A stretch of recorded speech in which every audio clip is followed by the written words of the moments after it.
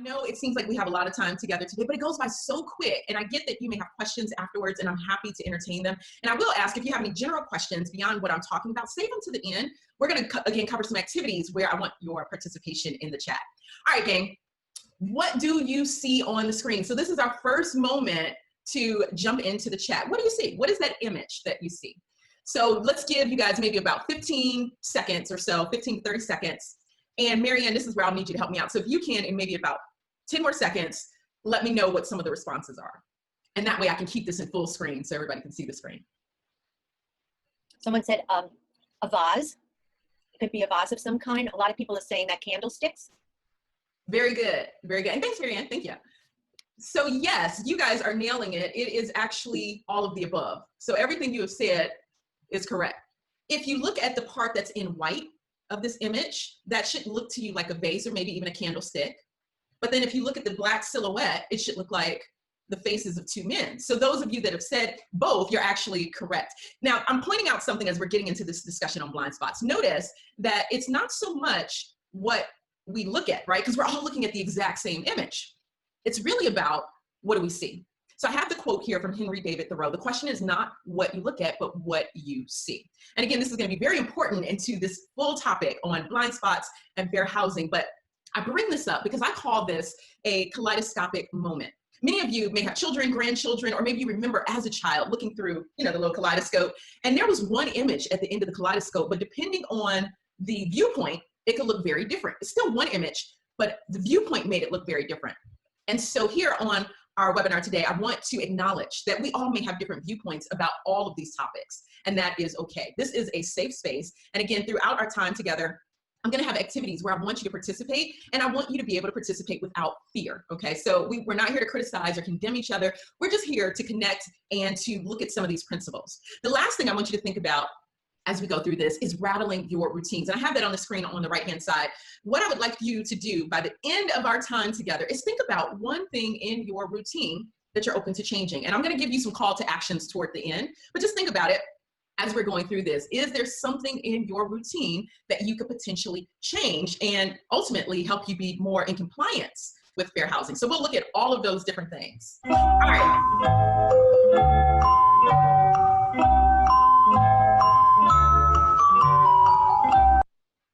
I love games. I think games are so vital. So we're going to play one of my favorites, Jeopardy. For those of you who may not have ever played Jeopardy before, I know it's been on for, 35 years or so, but not everyone's seen it. What happens is Alex Trebek, I guess I'll be Alexa Trebek, I don't know. He gives the answer and you guys respond with the question. So I'm going to do that. I'm going to give you the answer, and I'd like for you to type in the chat, what is the corresponding question that goes with this? Okay, so this is just a warm up. We're just getting our warm up and before we jump into the meat of this webinar. Let's start with the first answer. So the first answer is oppose construction of a wheelchair ramp. What is the question? So I'll let you guys respond. I'll give you maybe a few seconds, 10 more seconds or so.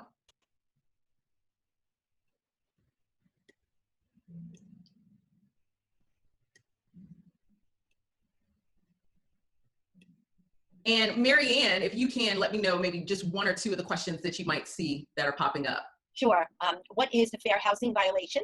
Absolutely. And as I have on the screen, what is illegal? Yeah, so fair housing violation, it's illegal. Absolutely. You guys got it. Let's do a couple more. We won't spend too much time on this because I know you are getting the point of it. What if we, as the answer, disapprove a rental to a person with mental illness who really doesn't pose a danger to others? What is that? What question goes with that? Again, I'll give you about 10 seconds. Type in the chat.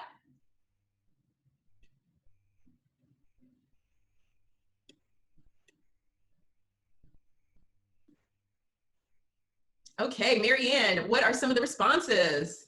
Several, what is discrimination and what is illegal, all caps, what is violation of ADA? Absolutely, yes to all of the above. Yes, that is against the ADA, Americans with Disability Act, and point blank, it is illegal. I'll do one more of these. Limiting families with children to a particular place or unit or building in a complex. What's that? Again, I'll give you guys just maybe 10 seconds or so.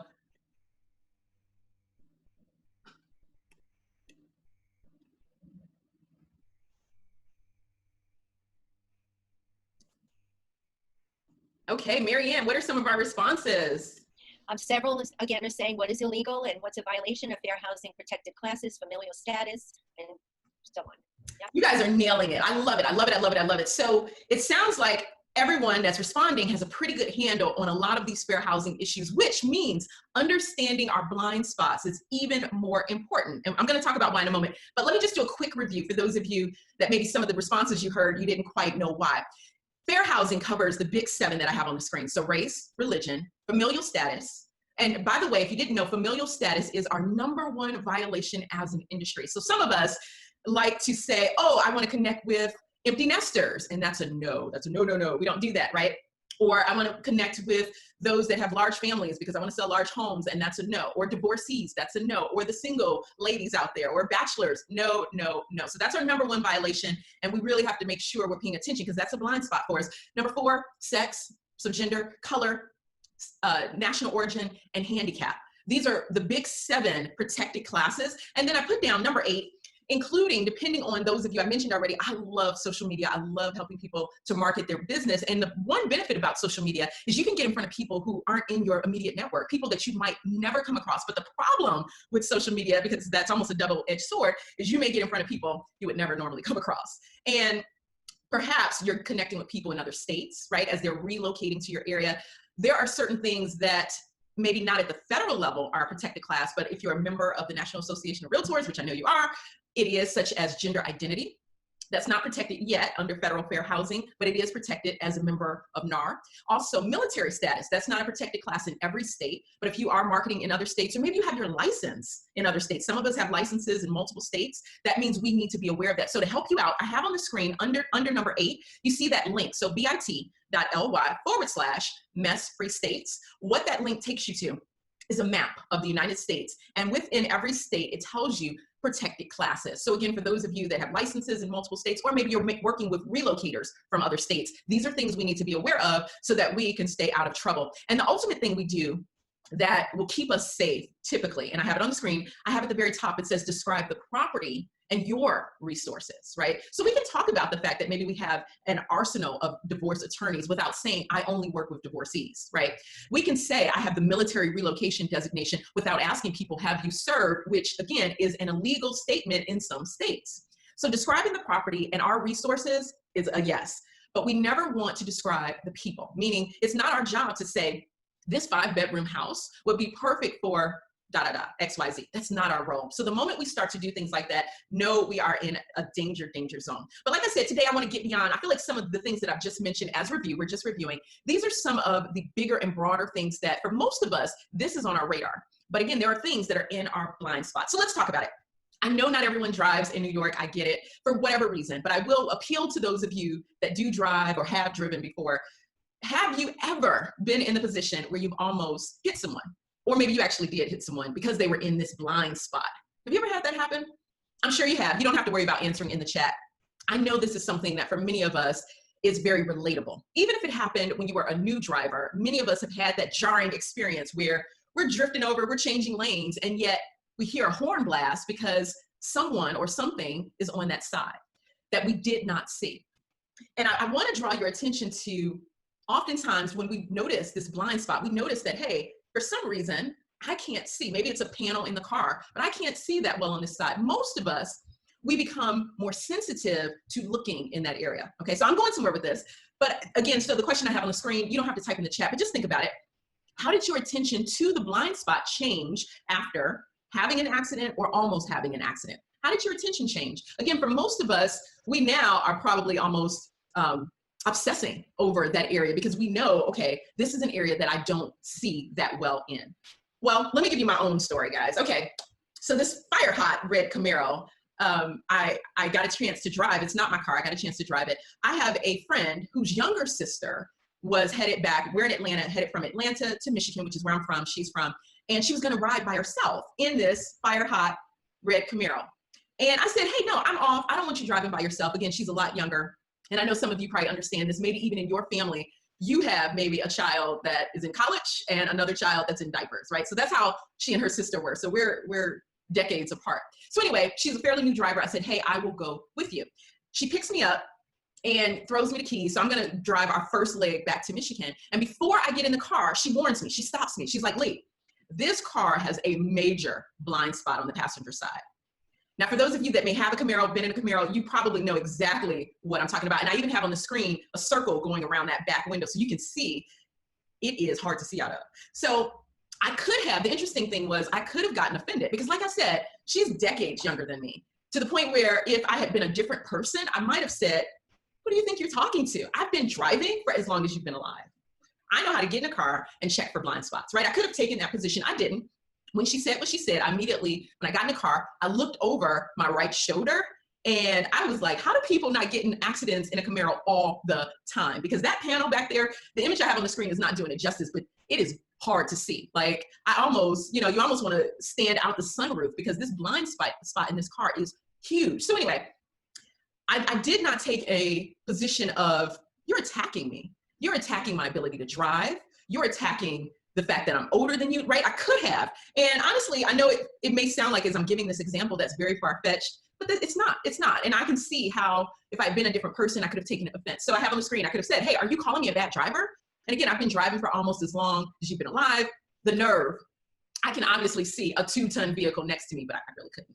So I could have taken a different stance. And here's the thing about blind spots. And I want to parallel this example I'm giving you again to fair housing, but I want to make it very relatable. So think about with just the example I've given you first, with blind spots, whether it's with a car or any other area of our life, first, there is an inferred threat to our identity. So again, just to bring it back to this car example, I could have personalized it and took it as, are you saying I can't drive? Now, a rational driver realizes the blind spot, again, doesn't attack you as a driver. It just means there's probably some object or some piece of the car that's going to obstruct your view. That's all it means. But when there's a threat to our identity, when we take it as an attack on who we are, then the next thing that happens on our timeline is there becomes a loss of curiosity. Notice I said as soon as I got in the car, I was curious, so I looked over my shoulder. But oftentimes if we feel that we are being under attack, when it's really just a blind spot, we lose curiosity. We stop asking questions. So we don't really reflect on what the person said because we kind of took it as, you're attacking me.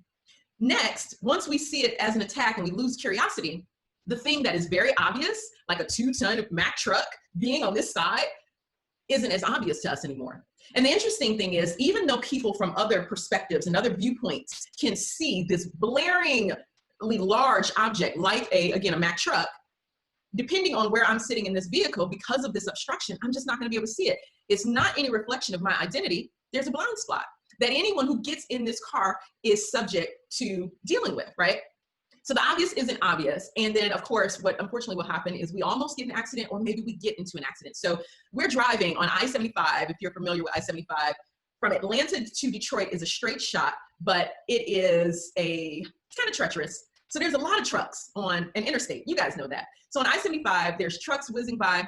You're technically supposed to stay in the left lane, but when you're in a fire red Camaro, you're supposed to stay in the right lane, but in a fire red Camaro, I'm staying in the left lane because we're zooming on by. But ever so often, a truck will try to pass you from that right lane. And again, had she not brought my attention to that blind spot, I might have noticed it, but more likely than not, we probably would have almost been in an accident. So all that to say, the exact same way we might have a blind spot in driving, we can have it in other areas of our life. So I have here from the book, Liminal Thinking by Dave Gray. Some of you may have heard of subliminal, right? We think of things that we're not really aware or conscious of. And liminal thinking is that point right in the middle. So there's a consciousness and an unconsciousness, right? We talk about that with biases and so forth. But here, one of the points in the book that is very important to this topic is that our beliefs sometimes are tied to our identity. And when they're tied to our identity, it creates a blind spot.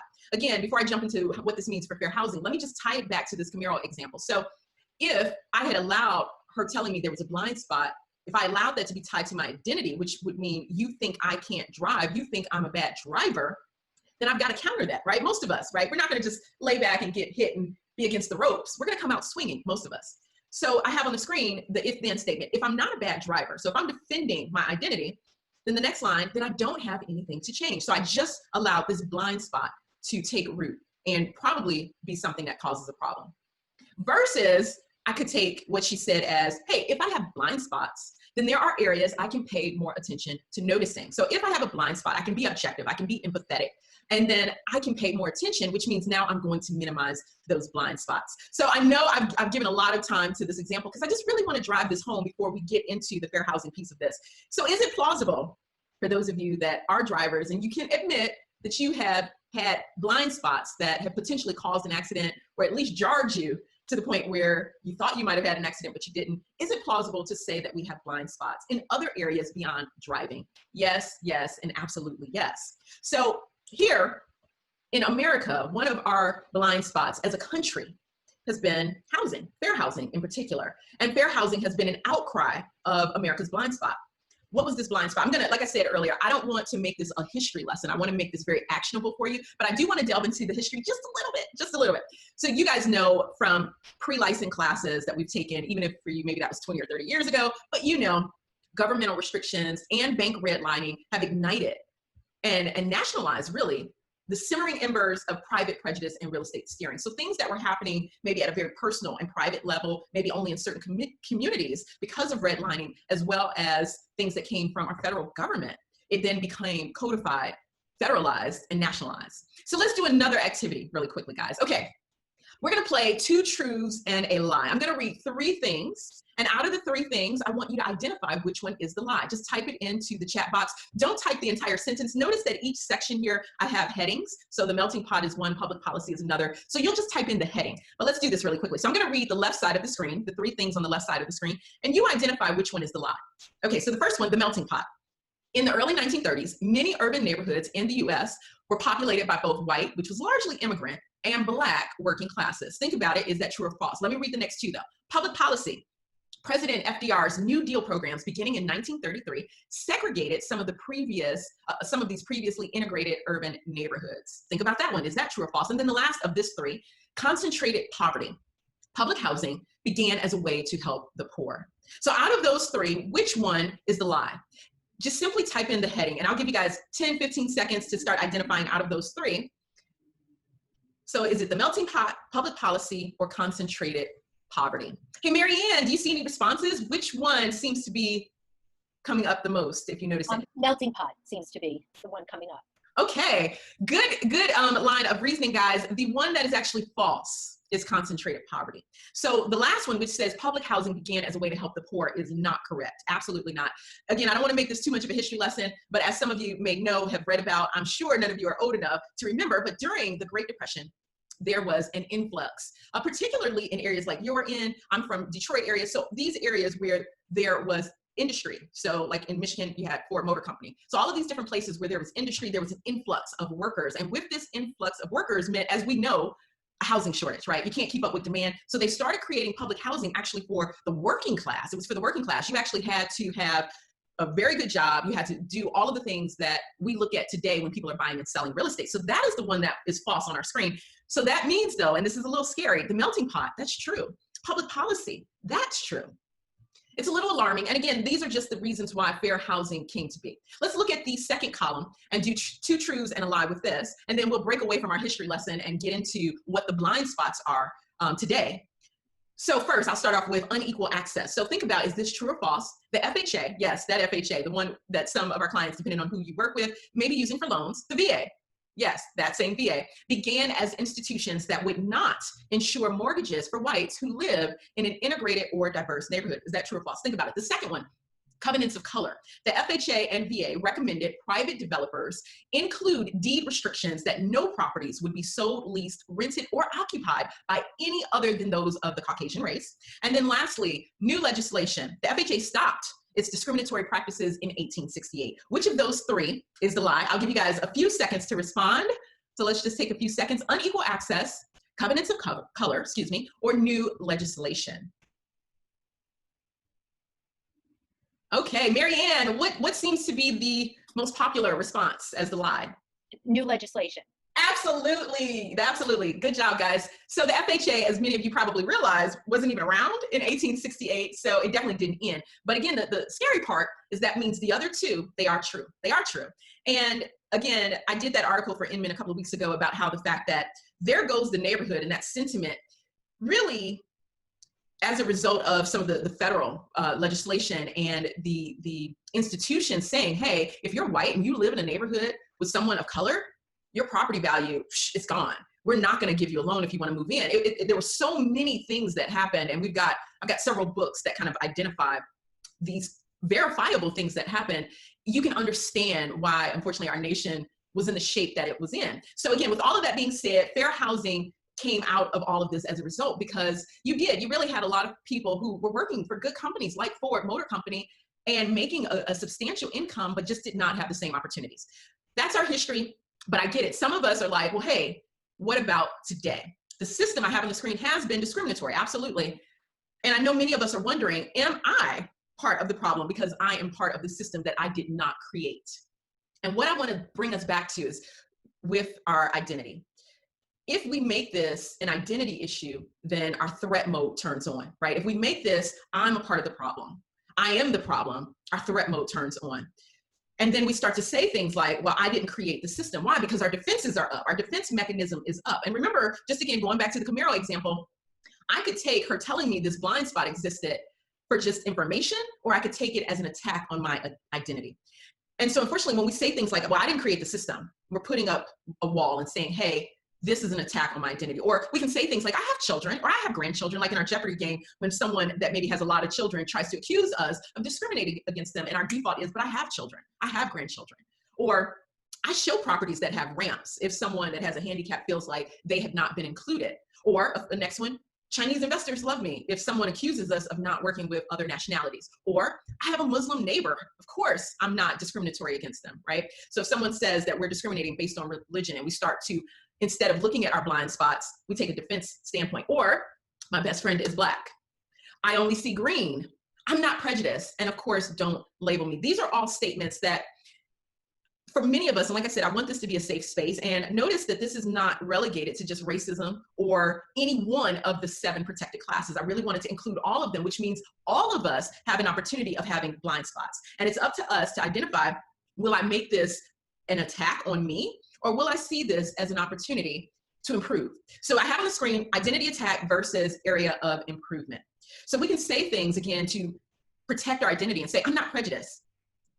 And the statement becomes, if fair housing is about being prejudiced, then I don't have anything to change. And that's dangerous. That means we have now just created a blind spot. Versus a more objective standpoint is, if I have blind spots when it comes to other people's viewpoints, then there are areas where I can pay more attention to others' perspectives. And we started today's webinar off with an image that all of us could look at. And some of us saw it as 2 faces, others saw it as candles, some saw it as a vase. Everybody was actually correct, but everyone had a different viewpoint. Just with that image alone, we have different viewpoints. And we know this, oh my gosh, in the summer of 2020, where we can't even as a nation agree on wearing a mask. And I don't want to make this political because I'm not going to side either way, but I just want you to understand how a lot of this, we're just going to see differently. We're going to see things differently. Others are going to have different viewpoints than we do.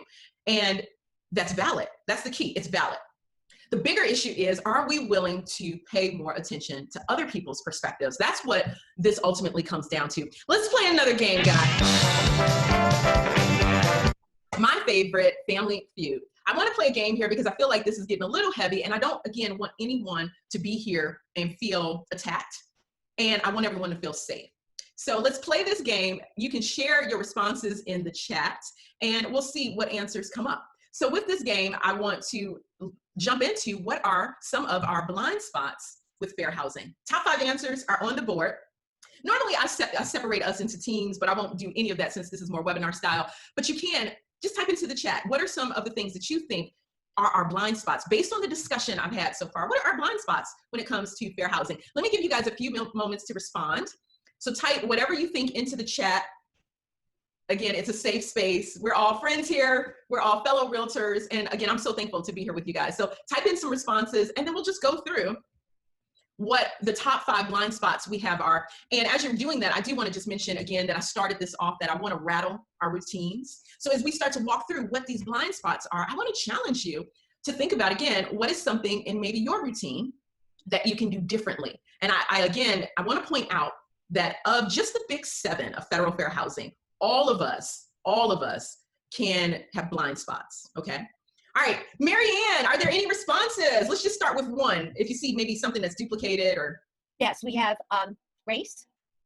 Okay, so I will say that is a good answer, but that is actually a protected class. So I want us to go, beyond, so the protected classes, that's a given. But what are some of the things that are in that like subliminal piece that we might not readily recognize, which is what a blind spot would be. So any other answers, Marianne? We have steering. Okay, so I'll put that under if I were you, right? I want to explain each one of the 5 on the next screen, but we'll keep going. So that was a good one. Thank you. You get a point. For anyone that put steering, you guys all get points. Another, Marianne. Marital status. So that's a good one. That's another part of our protected classes. So that's more of the above the surface, right? That's more obvious since it's explicit. So let's go below the surface. Any others? And I'll reveal what these are. I won't belabor this too long. Maybe income. Okay.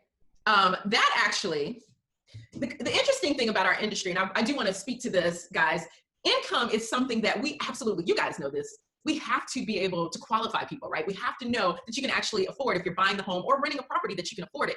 But the issue comes in with fair housing if we say your source of income is not acceptable. So we have to really qualify people based on income, but we can't do it based on the source as long as it's not illegal. If it's illegal, that's a whole nother story, right? But if they're saying, hey, I have SSI or some type of housing choice voucher, we don't have the right to say no. So good point. Let me give you guys some more of these. And I know some of you guys probably said them, but just for the sake of time, I'll run through them really quick. So number 5, it's an option on XYZ marketing platform. I'll talk more about this, but you guys may remember, for those of you that have been using Facebook, particularly if you've been running ads and you ever use the lead generation option, prior to last year, or I think it was 2018 actually, HUD sued Facebook, and I'm so thankful HUD went after the big dollars, Facebook, and not us, because they could have gone after our associations, they could have come after our firms, but they said, hey, real estate professionals are on Facebook saying, I want my ads to show only to women, or only to people with new mothers, or right? So that's discriminatory. So because the platform allowed it, many of us, we did it because it was an option, not thinking, oh, wait a minute, just because it's an option on this site doesn't mean we should do it. We're going to talk more about that one because that's a big one. And that's one of the takeaways I want you to know is that it's 2020 now, but in 2030, if you're still in real estate, 2040, 2050, it doesn't matter what new platform is available for us to market on. We have to remember the laws of the land, okay? Number 4, this is how other agents do it. I know if you're a newer agent, this can be easy trap to fall into. This becomes a big blind spot, particularly for newer agents, because as a new agent, this industry can be overwhelming, right? You can feel like, oh my God, there's so many different ways to market your business, grow your business, reach clients. What do I do? Let me just follow the top agent, Sally Sells a Lot. Let's just do what Sally Sells a Lot does. And she may be doing the right thing, she may not. And unfortunately, we can't let other agents be our savior. Number 3. Selective fact giving. This is a big blind spot for us. And unfortunately, even with the expose that Newsday did last year, this was something that came out. And again, it feels like I didn't intend to be discriminatory, right? But it looks that way. If we're giving some information to certain groups of people, other information to other groups of people, that's dangerous. And then the number 1 blind spot is that the client said this. This happens a lot with rental properties in particular, right? So maybe again, the client says, hey, I don't want anyone that is on Section 8 or housing choice vouchers. I don't want that.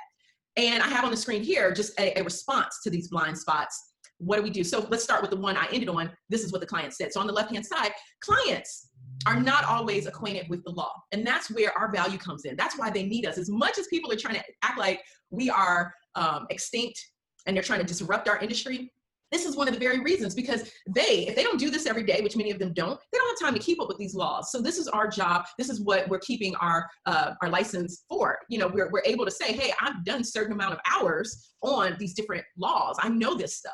We know it better than they do. Even if you feel like you don't know it, we do know it better than them. So it's our duty to say, when a client says, hey, I don't want this or that, or say this or that, and we know it breaks the law, it's just an opportunity for us to educate. We can do it kindly, because again, a lot of times people don't know. They don't know. So it's our job to speak up. So make sure if a client ever brings something to you that is against the law, you speak up, you educate them kindly on how we have to treat this matter, okay? The second thing on that left-hand side, if I were you, this is one of those things, oh my gosh, and I know for those of you that may be parents, this is probably even more of a just default mechanism to you. There's a commercial, and I should have added it, it would have been funny. I think it was with Progressive Insurance, but they have a commercial where they're like, we don't want you turning into your parent. And you know, you see a guy, he's helping this other guy back into a parking spot, and the guy walks up to him like, he didn't ask for your help. What are you doing? And that "if I were you" phrase it comes, I really do believe, none of us mean this maliciously, right? I believe we are coming from this place of helping people, but the issue is, are we helping them in a way that can get us in trouble? Does this look like we're violating fair housing? And oftentimes it does. So if I were you, and helping people making decisions based on our viewpoint rather than the facts is a very, very dangerous place to be. On the right-hand side, selective fact giving. This is another one where if we give certain pieces of information to one family, right, because they do have more children versus this other person who's single, it can again look like we're being discriminatory. So I want to encourage you guys, everything you do for one client, make it a system and do it for every single client. Every single client.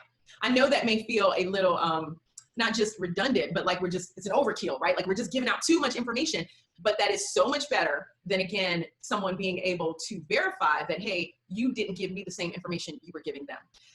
I really don't think many of us do it maliciously. We really do see, hey, you've got this situation going on in your life, and I want to give you information to help you with it.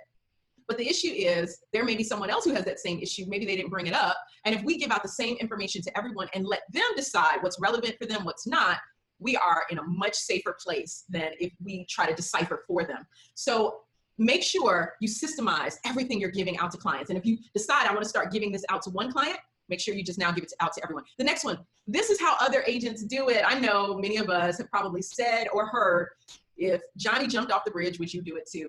It's not an issue for those of us that have been in the industry for a while. I did already mention that as a newer agent, you're overwhelmed, you don't know what to do. But I want to encourage you right here and right now that our standard is not other agents. Our standard is always the law. So if there's ever a conflict in the law and what you see someone else is doing, go with the law. And if you want to be a friend, I believe in being a friend. I like safe spaces. I don't think that we have to now run to the commission and the real estate board and report someone. But I do think we have a duty to our fellow friends in the industry. If we see them doing something that maybe they're not even aware of, they're not conscious that they're doing wrong, let's talk about it with them.